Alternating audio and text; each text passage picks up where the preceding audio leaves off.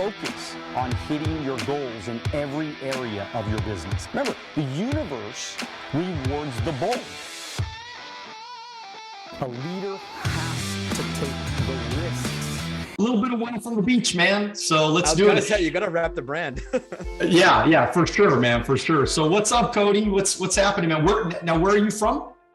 I am from Central Massachusetts, and I'm here right now. So we do travel a lot, but you caught me while I'm home.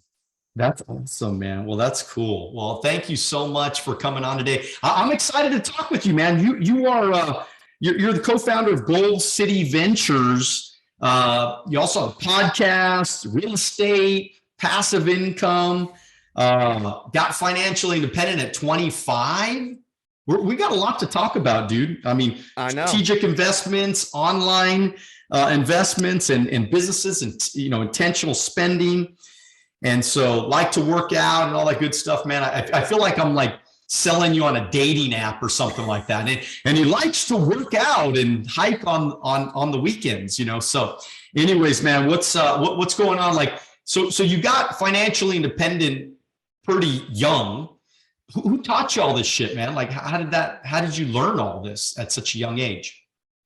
I was fortunate to have parents who at least taught me the saving aspect of money. So they didn't really know too much about investing. They weren't financially independent themselves, but they told me that I should be, spending less than I earn. So I've kind of always kept that as I started to get older and get real jobs and actually had the capacity to save money.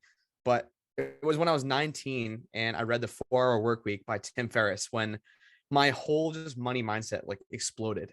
Because at that point, I was trying to be an investment banker. I thought you had to grind, work 90, 100-hour weeks, and you'd be trading all this time for money, but they'd be huge paychecks. And Tim Ferriss just kind of flipped that whole script around. And I realized that instead I could spend time building businesses, buying assets that will pay me in the future, and front loading my time, my money, my energy, and then kind of reaping the reward of that down the road.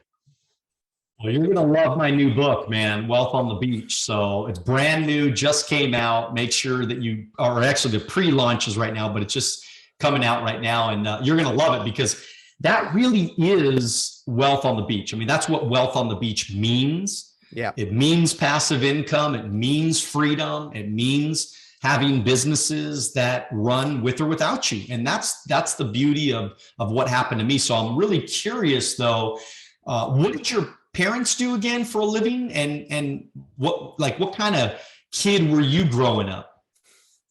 So my dad was in marketing, so just kind of a typical 9-to-5 job. My mom was a massage therapist, so she had a little bit of entrepreneur in her, but it was still, both of them were trading time for money. So like I said, they did a really good job in the saving front and teaching me that, but they didn't have quite the entrepreneurial spirit, or at least I didn't have it to the extent that they wanted to take that full time. For me growing up, I was doing everything under the sun to make money. I had a hot chocolate stand when I was 10 years old. I did a lemonade stand too, wasn't quite as successful. Worked at my uncle's disc golf shop. So disc golf is basically like ball golf, except you're throwing a disc into chains instead of a ball into a hole. I worked in restaurants. I worked in retail. I kind of just did everything I possibly could to make a dollar, throughout my teen years. And I was saving like 90 to 95% of my income, man. It was a grind, and it wasn't much at that point, making $10 an hour, but if I can save 9 of that and just spend 1 on, an ice cream or maybe a movie night out with my friends, by the time I was like 16 years old, I'd saved up like $10,000-$12,000. Yeah. It's fun talking to you because this is like, you're actually telling my life right now. You're telling my story because, I was that kid too. I mean, I was that kid that every day, man, I wanted to make money, and then I was great at saving money. It was always about saving money for me. I wanted to make sure that I was the kid where my mom, when she needed money, she would come and get it for me. She would borrow it from me. Hey, do you have $20? Do you have $50? Do you have, and that was kind of the beginning of my whole process as a young kid. And then, man, when I went into business and I found out you can make all this money, I was like, this is great. And so it's pretty awesome. So yeah, I mean, I love meeting young people, man, that like are just motivated. They want a better life. They want to do something great with their life. They want that. And I didn't grow up with rich parents. I didn't grow up in a rich neighborhood and had a lot of money. So, I was making $7 an hour as a young kid, so all I ever dreamt of is wanting financial freedom. I wanted wealth. I wanted financial independence. And there had to be a better way than doing it like all these other people. And that's why I think I was a little bit of a rebel, So does any of that sound like you, man? That honestly sounds so much like me. I just wanted to prove everybody wrong. Everybody told me that it wasn't possible because all the role models I had in my life that were quote unquote successful, they were doing pretty well for themselves, but they were trading their time for money. They weren't building businesses. Like I have a cousin who's a lawyer. He does well. I actually have another distant cousin who's a lawyer, does well, engineers. It was all kind of just these cut and dry. And, there's nothing wrong with those. I really don't want to rag on traditional 9-to-5 jobs because some people do get a lot of fulfillment from them. And, that's what they wake up and want to do every day. That's totally cool. But that was not me. But I just didn't have the role models to do that. So every time I would kind of want to steer, a little left toward entrepreneurship instead of like the corporate 9-to-5, I got pushback from a lot of my family and friends telling me I was an idiot. I was stupid. I actually quit my first corporate job 7 months in, haven't looked back. The only person that supported me, and God bless her, is my mom. She was like, go for it, Cody, you're going to crush it. But everyone else is like, dude, you're an idiot. You're in this job. You're, making 75, 80K straight out of college. It's a cushy job. It's not that difficult. It was at a pretty flexible work-life balance. But I was like, this isn't for me. I saw everyone around me in the office. My boss was miserable. My coworkers are miserable. They're making 2, 3, 400K. And they're living paycheck to paycheck and they're unhappy. So I just didn't want that life at all. And I kind of just went full bore into entrepreneurship from there.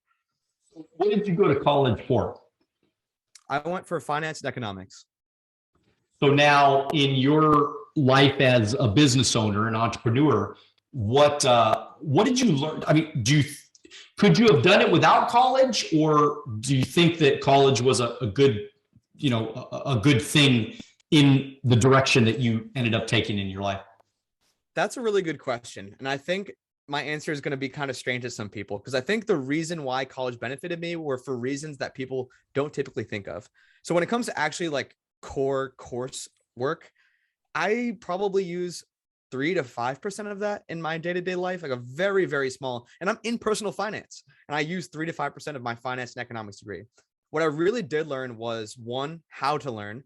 I learned how to learn more efficiently. I learned kind of like how to break down concepts and conceptualize them and put them into action, where, high school is kind of a breeze for, I didn't go to like a crazy prestigious high school that was really difficult. I kind of just breezed through and got good grades because it was easy. When I got to college, it wasn't like that. So I had to learn how to learn more efficiently. The second thing that college taught me was how to network, how to actually talk to people professionally, how to get out of my comfort zone and start those, really important conversations that could be kind of a turning point in your life. So, as some people ask that question, they're like, would you go back to college? If it's just for the coursework, no, I don't think so. I think I could do what I was doing without the coursework, but the lessons that I learned in networking and learning are invaluable.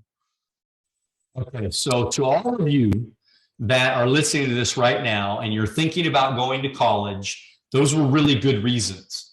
But I'm going to save you a lot of money. Okay. And that's, because look, I have a coaching program, man. I coach people every Wednesday morning, 9 a.m. Pacific Standard Time. And everything you just talked about right now, Cody, we teach those things every single week, man. And so you're absolutely right. For a lot of people, and look, if you want to be a doctor, attorney, lawyer, whatever, college is such an important thing, right? You have to, and the lessons and the networking and meeting people and all that good stuff. Nothing wrong with any of that stuff. It kind of makes me crazy though to think some kids, and I don't know how you feel about this, but where some of these kids are spending $200,000 to get through college, and then they get out, they have massive debt. That's probably not what happened to you, I would imagine, because you're probably smarter than that. But and they're getting out of college. They're only using 3% of anything they learned, and they could have learned it all on YouTube. Literally, like all on. It's amazing the things that I've learned through the years through YouTube. It's wild. How do you feel about that, man?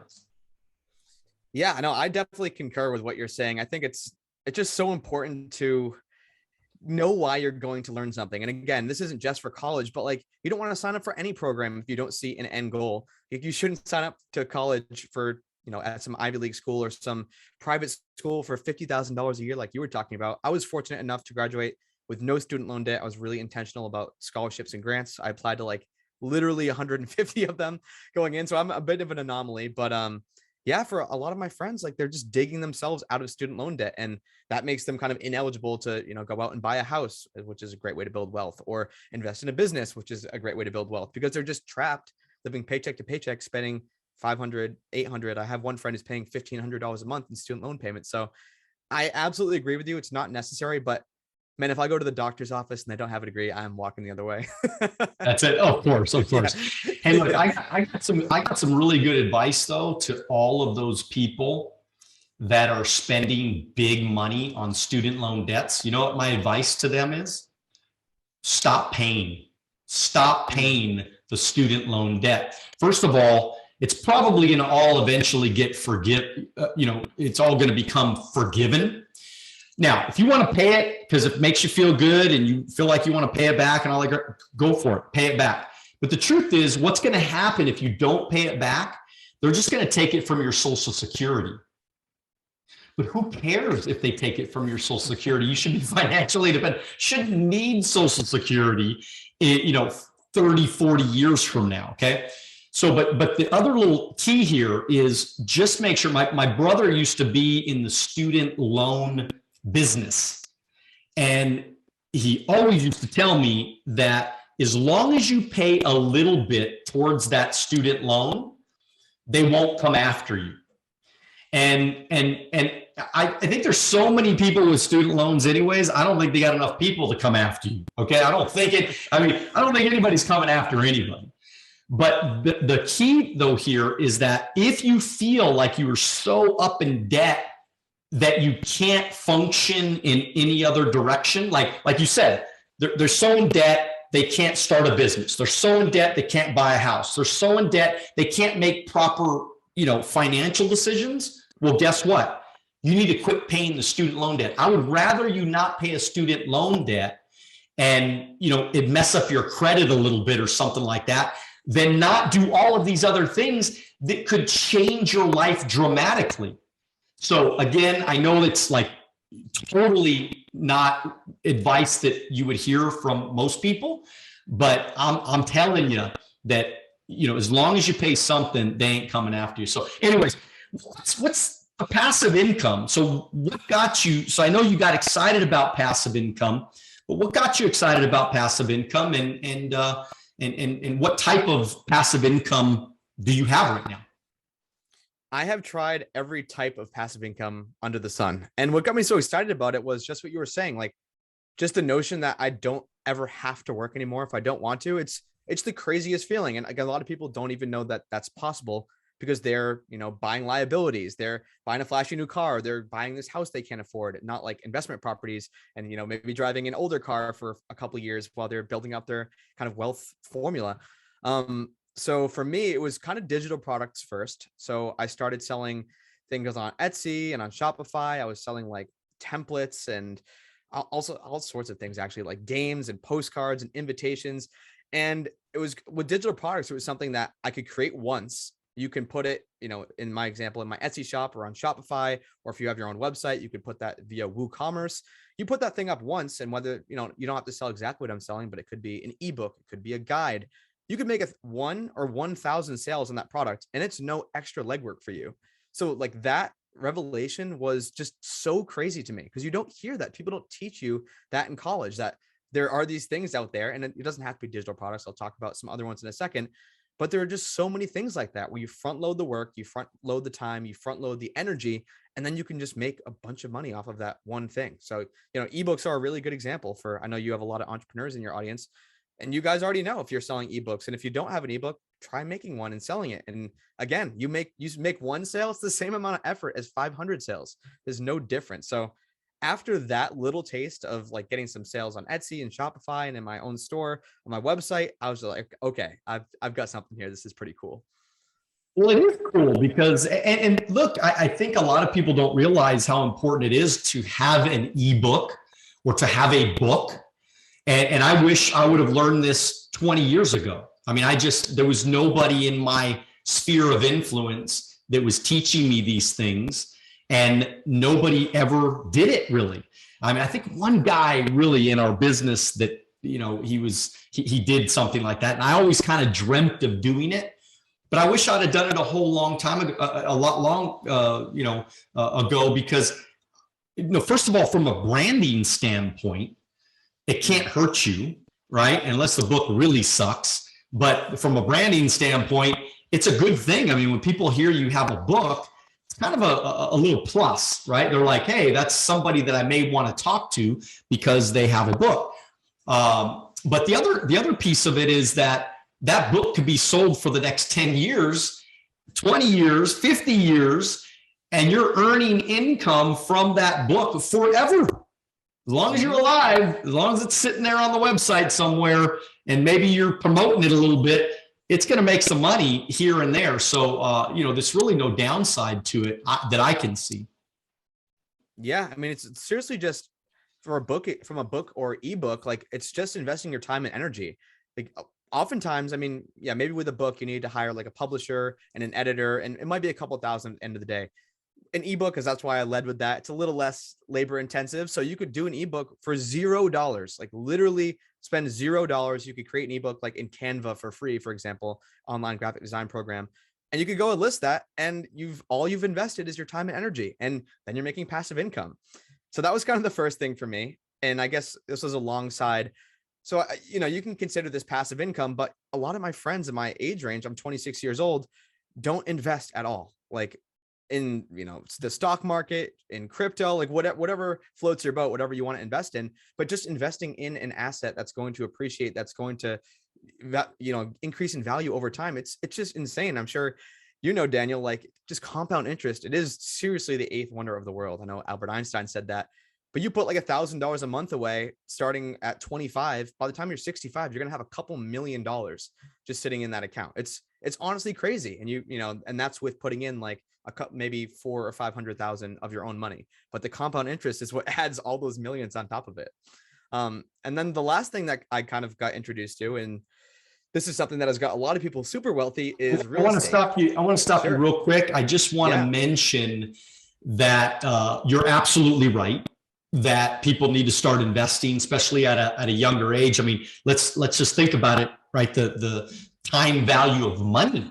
I mean, the earlier you start, man, I mean, you don't have to invest as much as somebody that starts at 40. So from a time, time value money deal, it's so critical that you do that. But check this out. One of the things, I just want to say something, and again, I wouldn't call myself an expert options trader or anything like that, but I do believe that people need to learn options because the truth is there's a lot of money to be made, and everybody thinks it's super risky. Now, if you don't know what you're doing, everything's risky, by the way, just so you know, right? If you're clueless, then everything is risky. But if you get educated, which myself, I'm very educated in that way of trading, because I've accumulated so many stocks through the years and built up such a big portfolio through the years. What people aren't recognizing is that literally you can pull rent from your stock by way of options, and it specifically covered calls. So there's no risk involved. If I trade a covered call, there's no risk to me because I already own the shares, and I'm not going to generally do a covered call on a stock that I'm down on. Unless I'm trying to, better my cost basis, all that kind of stuff. I don't want to get too into it. The main thing I want people to recognize is if you have stocks right now and they're just sitting there in some, brokerage account, like you realize, and you've made money through the years and you bought it $100 a share and now it's $500 a share. I mean, you can make money every single month, multiple times in some cases, every single month on that one stock. As long as you have over 100 shares in a company, you can make money on those shares every single month, just like rent. You can pull rent from those stocks. So again, I wanted to throw that in there because this is something that I learned later in life. And so, I know you, Cody, you're building a nice stock portfolio, I'm sure. And so I want to let you know that once you have over 100 shares in different stocks, really start getting educated on covered calls, because it could be another passive income. You know what I mean? Another way to bring in rents every single month on your stock without taking any risk, because the only risk that you have is if it hits that strike price, they sell your shares away. And who cares? You already made money on the share. You might even want to lock in those profits on some of those stocks that have grown in value a whole bunch in a short period of time. So anyways, Cody, what's the other type of businesses that strategic investing that you've gotten involved in? No, I'm glad you mentioned options. The reason I typically don't mention options or anything even more complicated than index funds, to be honest, is because most of the people I'm talking to have never invested before. I'm sure you can concur. Like, if someone has never invested at all, they probably shouldn't be messing with covered calls or protected puts or like anything like that. I completely agree. And that's why hopefully you guys heard me. I said, look, it's you better get educated on anything you do. It's just that I want to tell the world about this, because I believe there's a lot of people sitting out there with big portfolios that they need to start really investigating other ways to pull in passive income. Okay, so what's next, my friend? I guess real estate is next on the docket here. That's the other big one for me. And so I started investing in beginning of 2020, kind of right toward the beginning of the pandemic, and ended up acquiring 11 doors that year, and then a couple more last year. And, I've kind of built the key thing with real estate, going back to passive income. A lot of people are like, being a property manager, that's BS. It's not passive income. If you can get like a whole team set up, and you never have to go to the property, you maybe just check in a couple hours a month. That's what I'm doing at this point. Like, it's literally 2 hours, 3 hours a month max that I'm spending on my real estate portfolio, just like making sure all the payments come in, making sure there's nothing that really needs my attention. But if you can get a solid team, you have all the contractors, you have a property manager, you have people like showing the properties for you, it could be a really passive income vehicle. And, not only can you make passive cash flow from rental income, oftentimes, most times, especially over the past couple of years, real estate tends to appreciate. So you have these appreciating assets that are cash flowing every single month that, at this point, it's covering more than my monthly expenses just from my real estate, not to mention, my investing in the stock market, plus all the digital product stuff I'm doing and online courses. So yeah, man, it's just, and I didn't realize kind of how powerful it could be and how easy it could be to set up once you kind of get the systems in place. And then once you get that system in place, then you just keep replicating the process over and over again.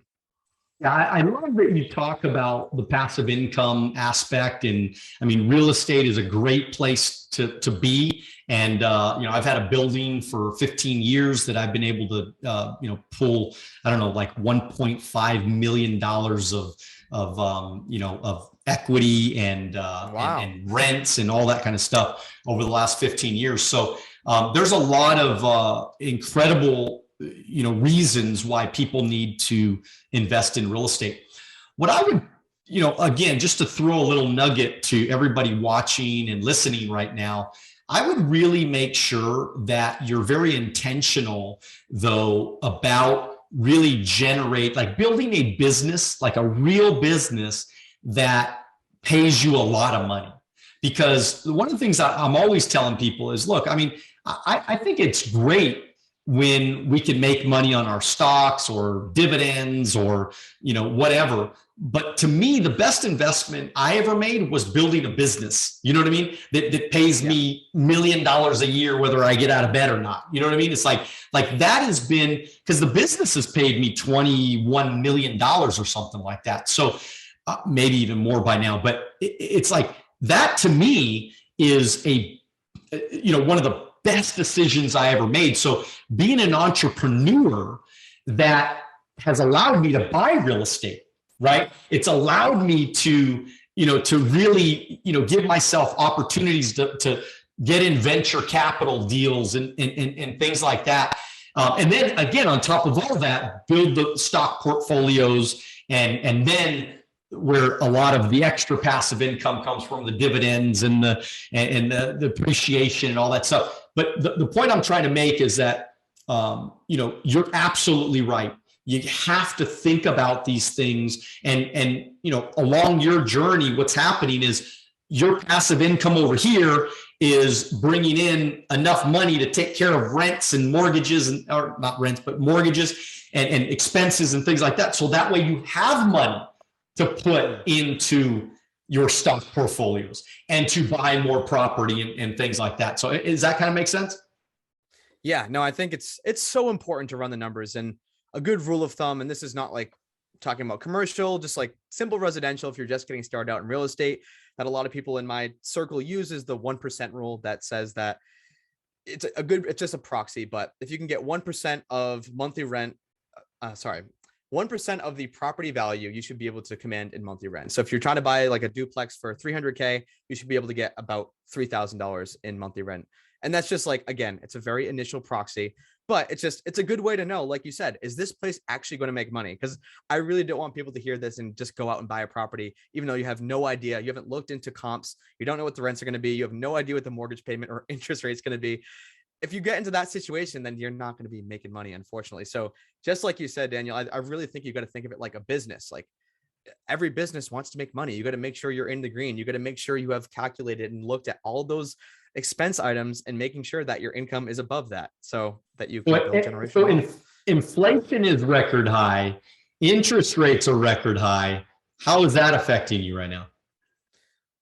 Fortunately, I locked in most of my mortgages before inflation had really increased, but I actually just refinanced this past week on an Airbnb that we closed on in February. And I got, it's 4.75% on a investment property is not too shabby for at least that's what I'm seeing amongst friends. So, obviously my monthly payments are going to be higher, but with inflation, unlike buying a primary residence where it's like, oh shit, now I have my primary residence monthly mortgage payments $500 more a month. This is an Airbnb. Airbnbs are going to rise with inflation. So we're going to be able to cover that spread, whatever the difference is in what that mortgage payment plus whatever other expenses would be. We're hoping to cover that and more with just the rental income. Smart dude, man. You're a smart dude. Okay. Intentional spending. What does that mean, man? One more thing, actually, before we get to this, because I get a lot of pushback on, hey, Cody, I'm an electrician. Hey, Cody, I run this landscaping business and I don't know how to make passive income. Just real quick, anything can be scalable. And I think you were really hinting at this when you talked about like building a team and, thinking of real estate as a business. Anything can scale. If you're a solo electrician right now and you're just like grinding, doing 80 hours a week, like start to actually build systems. Maybe you hire someone to pick up the phone. Maybe you hire a scheduler, and then you start to scale yourself out of the business and you hire people under you. You hire subs to do the work for you. You're just taking the margin between what you're charging the customer and what you're paying this person. And boom, that you have a passive income business right there. So just want to quickly say that because I do get pushback sometimes like, listen, Cody, I'm doing this business. I don't understand how I could possibly make passive income. Anything. Yeah, look, man, you're absolutely right. And again, not to plug the book again, but I got to plug the book again because do it, man. Everything you're saying is right on, man. This is what I talk about in Wealth on the Beach because it's a thought of every business, you should be thinking about building teams. You should be recruiting and training and developing other people to be a part of your team and allow them to have success like you and allow them to succeed in whatever it is that they're doing. And then what you got to do is you got to replicate it, man. You got to duplicate it, right? You can't. So in my business, we have 1,500 licensed agents. We have, we help, 400 or 500 families every month. We recruit, a couple hundred people a month. And so all of that is created. We have 50 locations. So it's a franchise model that we were able to build. So it allows all of these other people that I taught them how to sell. I taught them how to duplicate. I taught them how to build the system. I gave them my system so that they could also have success. And because of that, they decided to go out and do big things. And for me, it's all passive. It's all, I'm earning a little piece, right? I make a dime, they make a dollar, but that dime adds up a lot, within all of those agents. So intentional spending, what does that mean? I think that's a key piece of wealth building, at least during the early years. A lot of people, I'm like part of the financial independence movement, are like, I don't want to eat rice and beans every day and drive a 1997 Toyota Corolla and live in a shed. And, you don't have to go that extreme anyway, but all you have to do is like sacrifice for a couple of years. I don't know exactly how, you kind of started out, Daniel, in maybe your 20s or when you first started, but like right now I'm living in a house hacked property. So me and my fiance, Lauren, we live in a 1-bed, 1-bath detached. Next to us is a 4-bed, 2-bath apartment with 600 square feet of office space. We rent that out for $2,500 a month and we make like $1,200 or $1,300 a month while we're living here. So our housing expense is positive. I'm driving a paid off car. I haven't got a new car in years. We're intentional about like grocery shopping. We don't buy things we don't need. And that's because, again, I'm 26 years old. Like I'm kind of in the wealth accumulation phase. I want to just stockpile as much assets as I possibly can. They're going to pay me in the future. So when I'm 30, when I'm 40, I can have tens or hundreds of millions of dollars and just never have to worry about money again. So again, I think it's really important in those early years, because what we talked about before with the compound interest, time is on your side. The earlier you can start getting these kind of assets that are going to pay you in the future, the better you are. Because every, 8 to 10 years, that money or whatever, how much assets you have is going to double, just kind of by the law of compound interest. So you start at 25, you're going to have like double what you would have had if you started at 35. So I think getting those beginning years correct is super crucial. I will say, before people are like, this dude just doesn't spend any money, he's a hermit. My discretionary spending is a lot higher than a lot of other people in the financial independent space anyway. So we spend a lot of money on going out to eat, on going out to the bars. Like I'm still kind of in that phase of my life where I am spending quite a bit of money every weekend, like just doing that fun stuff. But those are expenses that I could shut off in a second. I could turn the dial to zero if I wanted to, unlike if I had a really expensive house, if I had a really expensive car. Unfortunately, you can't turn those dials to zero if your business completely fails or for some reason some of your income streams dry up. So that's kind of how my whole expenditure picture. Hopefully that was helpful. I was driving around in a $10,000 Maxima, purple Maxima. Okay. And I was making $300,000 a year in passive income. And I was driving around in a Maxima. Okay. So started at 21. I was making $7 an hour, just starting out in business. In 7 years, I had $1 million in cash saved, because I saved like my life depended on it. I mean, really, I invested, I saved, we bought a little house. My first house was a little condo, 1,200 square foot condo. I never put grass in the house. I never put grass in the yard until I sold the house. And I made like $50,000 when I sold it, right? Like 3 years later, we lived in that little condo for 3 years later, sold the house, bought another house. Now, again, this was 24, 23 years ago. And then we bought our first bigger house. I could have bought $1.5 million house. I could have bought a $2 million house, but I bought a $475,000 home, $70,000 home. And I paid that off within a few years. And we lived in that house. We raised our kids in that house. I don't know, I think like 15 years before we bought our giant house that we live in now. But what you're saying right now, Cody, I mean, this is so refreshing, man, because I'm not even playing. Like this is the story. I mean, and of course there's things that you know right now that I didn't know back then, that you're going to be so much richer than me by the time you're 47 like I am. I mean, seriously, man. I mean, so just keep doing what you're doing, because you're rocking, buddy. I mean, so, you got this podcast, and I'm just wondering, like, when am I going to be a guest on your podcast? So that's question number one. And question number two is, why'd you start a podcast? And I know you're with another buddy. So how did that all start? So question one, let's get something booked for June, because I'm actually going to be, this is another beautiful part of financial independence. I'm going to be traveling throughout Europe all of May, like May 2nd to May 31st. So taking a break from recording, we have a bunch of episodes in the backlog. How it all started, I'd been consuming content for so long. and I'm an avid podcast listener. And I'm like, I think at this point, like I've been listening for a couple of years, I have something that I can add to the equation. I was super young. I think I was 21 or 20, maybe 22 when I started the podcast. Met my co-host Justin, who I'm kind of the entrepreneur. He's the guy who's crushing it in corporate. And so we come from these kind of two different backgrounds, but we both have reached financial independence at a really early age. And it's just been a ton of fun. Like, honestly, more than anything, I think the networking has been the best benefit. You know, never mind the monetary benefits like sponsors and affiliate revenue, all that stuff. The people I've met and the relationships I've formed. I mean, we wouldn't be talking now, Daniel, if you didn't have a podcast, and you wouldn't be able to talk to me for an hour about kind of your life and your journey if I didn't have a podcast. So it's kind of given me an outlet to connect with really cool people, like-minded people that I probably wouldn't have got the opportunity to if I just cold emailed someone. I'm like, hey, want to chat for an hour? So I think that is right on, man. I mean, I've had my podcast, I don't know, like 3 years now. I think we've interviewed almost 200 people.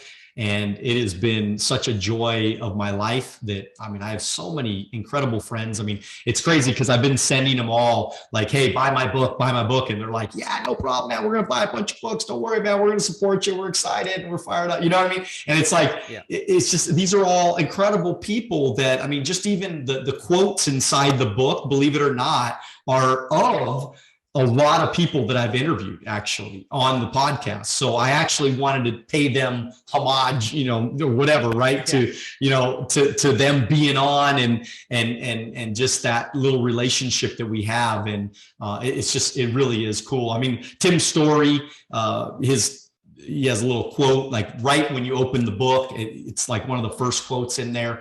And that's kind of a cool thing that a guy like that was willing to help me. And he was one of the first people on my podcast. And it's really cool to look at all these relationships that I've been able to build through the years. You know, you're into like health and, you know, fitness and like you're 25, right? Is that right? You're 25? 26 now. 26. And so you're into health, and like, what does that mean to you? Like, why is that such an important piece to you at your age? I mean, I just want longevity, man. I mean, who cares how much money you have if you can't enjoy it? Like, if I get into my 40s and 50s, I'm having trouble walking, I got, you know, ache in my back and I'm overweight, like, what's the point of all the money in the first place? So I always put like health and fitness before everything. We work out, me and my fiance, Lauren, first thing in the morning. Oftentimes we even get a double session later in the day. We're really intentional about the foods we put in our body. And I just think, I mean, we got this one body, might as well make the most of it. And, you know, financial independence and money is one, it's awesome if you can get to financial independence, but like, if it's at the expense of your health or your friends or your relationships, like I put all of that before the money, before the businesses. And I just want to kind of, you know, live the best life I can. Well, you're doing a great job, man. This has been so much fun to hang out with the awesome Cody Berman. And there's a lot of people that are listening right now. And they're like, hey, man, I want to talk to this guy. I want to, you know, and oh, by the way, if you did, you know, if you're listening or watching or whatever, you know, and you want to reach out to Cody, make sure you tell him, say, hey, Cody, man, I saw you on Wealth on the Beach podcast with Daniel, and, you know, what's up? But I really want the audience, if you're listening right now, to go and reach out to Cody and just say hi. You know, he's going to probably be in Europe anyways when you're talking to him, but, you know, he'll have some downtime out there, I'm sure. And he'll be on his, you know, he'll be DMing people and he'll be wanting to talk to people. And I'm sure he'll be posting pictures on his Instagram. But I want you guys to reach out, say hello, you know, ask him questions. I mean, if there's something that you want to know more that I didn't ask him today, ask him those questions. He wants to connect with people. That's why he's doing this. That's why he has a podcast. That's why he has businesses. He wants to connect with people. He wants to help people. He wants to make a difference. And at 26 years old, I swear to you, out of, I don't know, 200 podcasts, I don't know. I think he sounds more like my little brother than my little brother. Okay. I mean, like legit. Okay. This dude is the real deal. He knows his shit. He's got it down. And I completely support everything that he's doing right now. What a cool story that you're building. So tell us how to connect, man. Yeah. So for those who are interested in the digital product stuff, because that's kind of my bread and butter, is kind of teaching people what I did. That's at goldcityventures.com. And then personal brand, where you can find all my social links and everything. And I got a free ebook in there too for your audience, is at codydberman.com. So I'll leave them with that. Cool. So cool, man. All right, everybody. Well, thanks for being with us today. I really appreciate you watching and listening. And by the way, if you haven't subscribed, make sure that you subscribe to YouTube and put on your notifications, man. So that way, when we get a new video, we post right now. I'm not even kidding. We post 5 new videos every single week on YouTube. So we are committed to bringing you the best content in the world. We're committed to making sure that you get in front of some of the best minds in the world. And so if you can help us out, it helps with that darn algorithm. And so it puts us in front of more people. So subscribe, like, leave a comment, tell us what you think. But as always, just make sure that you dream bigger than ever. Really have it in your heart to dream big, because when you dream small, you're not doing anything great for the world. You got to dream bigger, and you need to get after it. You need to make a decision to get after it for once in your life, and make that decision to go for it. And then, most importantly, you need to do it now. So we'll see you guys at the top. God bless you. Have a great day.